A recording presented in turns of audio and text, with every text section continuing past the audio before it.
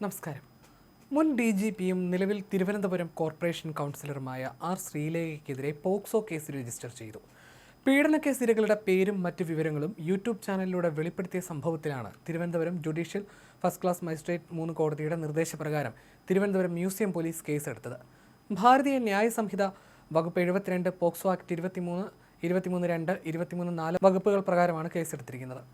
തിരുവനന്തപുരം ആസ്ഥാനമായി പ്രവർത്തിക്കുന്ന മനുഷ്യാവകാശ സംഘടനയായ civil rights and social justice society secretary R Jayachandran നൽകിയ പരാതിയിലാണ് കോടതി നടപടിക്ക് ഉത്തരവിട്ടത്. നിലവിലെ പീഡന കേസുകളിലെ പ്രായപൂർത്തിയാകാത്തവരടക്കമുള്ള ഇരകളുടെ പേരും മറ്റ് വിശദാംശങ്ങളും ശ്രീലേഖ പരസ്യമാക്കിയെന്നാണ് പരാതിയിൽ ആരോപിക്കുന്നത്. ഡൽഹി നിർഭയ കേസ്, കിളിരൂർ കവിയൂർ കേസുകൾ, ഗോവിന്ദചാമി പ്രതിയായ ട്രെയിനിൽ വെച്ച് കൊല്ലപ്പെട്ട പെൺകുട്ടിയുടെ കേസ്, പെരുമ്പാവൂർ പീഡന കേസ് എന്നിവയുൾപ്പെടെയുള്ള കേസുകളിലെ വിവരങ്ങൾ പരാമർശിച്ചതായും പരാതിയിൽ ചൂണ്ടിക്കാട്ടുന്നു. നിയമത്തെക്കുറിച്ച് വ്യക്തമായ അറിവുള്ളയാൾ പോക്സോ കേസിലെ അതിജീവിതമാരുടെ പേര് വിവരങ്ങളടക്കം സമൂഹമാധ്യമങ്ങളിലൂടെ വെളിപ്പെടുത്തുന്നതും അവരെ അവഹേളിക്കുന്നതും ഗുരുതരമായ കുറ്റമാണെന്നും പരാതിയിൽ പറയുന്നു. സസ്നേഹം ശ്രീലേഖ എന്ന സ്വന്തം യൂട്യൂബ് ചാനലിലൂടെ ബലാത്സംഗത്തിനിരയായി കൊല്ലപ്പെട്ട പെരുമ്പാവൂരിലെ നിയമ വിദ്യാർത്ഥിനിയുടെ പേരും വെളിപ്പെടുത്തുന്നുണ്ട്. BNS വകുപ്പ് 72 പ്രകാരം അതിജീവിതമാരുടെ വിവരങ്ങൾ വെളിപ്പെടുത്തുന്നത് 2 വർഷം വരെ തടവ് ലഭിക്കാവുന്ന കുറ്റമാണ്.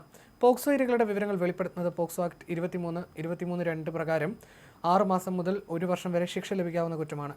ഈ വിഷയത്തിൽ ആർ ജയചന്ദ്രൻ നേരത്തെ തിരുവനന്തപുരം മ്യൂസിയം പോലീസിനെ സമീപിച്ചിരുന്നെങ്കിലും FIR രജിസ്റ്റർ ചെയ്യാൻ പോലീസ് തയ്യാറായിരുന്നില്ല. ഇതിനെ തുടർന്നാണ് അദ്ദേഹം കോടതിയെ സമീപിച്ചത്. മുൻ DGP ആയിരുന്ന ശ്രീലേഖയുടെ ശക്തമായ സ്വാധീനം മൂലമാണ് പോലീസ് നടപടി സ്വീകരിക്കാതിരുന്നതെന്നും പരാതിയിൽ ആരോപണമുണ്ട്.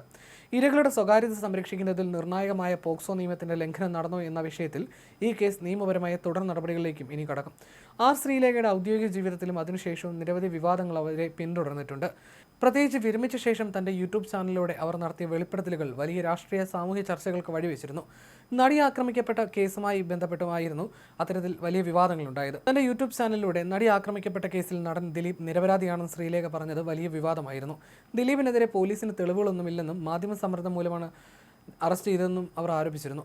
പൾസർ സുനിയും ദിലീപും തമ്മിലുള്ള ബന്ധത്തിന് തെളിവില്ലെന്നും വാദിച്ചിരുന്നു. ഇതേ തുടർന്ന് കേസിലെ അതിജീവിതയെ അപമാനിച്ചു എന്നാരോപിച്ച് കടുത്ത വിമർശനങ്ങൾ അവർക്കെതിരെ ഉയർന്നിരുന്നു. പൾസർ സുനിയും ദിലീപും ജയിലിൽ വെച്ച് ഫോൺ ഉപയോഗിച്ചു എന്നത് പോലീസിന്റെ കള്ളക്കഥയാണെന്നും ശ്രീലേഖ ആരോപിച്ചിരുന്നു. ജയിലിൽ മൊബൈൽ ഫോൺ കടത്താൻ പോലീസുകാർ തന്നെ സഹായിച്ചതാണെന്ന് അവരുടെ പ്രസ്താവന പോലീസ് സേനയ്ക്കുള്ളിൽ വലിയ വിമർശനത്തിനും കാരണമായിരുന്നു. ശ്രീലേഖയുടെ വെളിപ്പെടുത്തലിന് പിന്നാലെ അതിജീവിതയ്ക്ക് നീതി തേടുന്നവർ കടുത്ത പ്രതിഷേധമുയർത്തിയിരുന്നു. ഒരു ഉന്നത ഉദ്യോഗസ്ഥയായിരുന്നിട്ടും ഇത്രയും കാലം വിവരങ്ങൾ എന്തുകൊണ്ട് കോടതിയോ അന്വേഷണ സംഘത്തെയോ അറിയിച്ചില്ല എന്ന ചോദ്യവും ഉയർന്നു. വിരമിച്ച ശേഷം 2024 ആർ ശ്രീലേഖ BJPയിൽ ചേർന്നതും രാഷ്ട്രീയ വൃത്തങ്ങളിൽ വലിയ ചർച്ചയായിരുന്നു. ഔദ്യോഗിക പദവിയിലിരിക്കെ അവരെടുത്ത പല തീരുമാനങ്ങളും രാഷ്ട്രീയ പ്രേരിതമായിരുന്നു എന്ന തരത്തിൽ പിന്നീട് വിമർശനങ്ങളെത്തി. കല്ലുവാതുക്കൽ മദ്യദുരന്ത കേസിൽ മനുഷ്യന്റെ ഡയറിയിൽ ശ്രീലേഖയുടെ പേരുണ്ടെന്ന തരത്തിലുള്ള ആരോപണങ്ങളും ഉയർന്നിരുന്നു. എന്നാൽ ഇത് പിന്നീട് അന്വേഷണ ഏജൻസികൾ തള്ളിക്കളഞ്ഞിരുന്നു. കൂടാതെ ടോമിൻ തച്ചങ്കരിക്കെതിരെ അവർ എടുത്ത കർശന നിലപാടുകളും പോലീസ് തലപ്പത്ത് വലിയ ചേരിതിരിവുകൾക്കും കാരണമായിരുന്നു.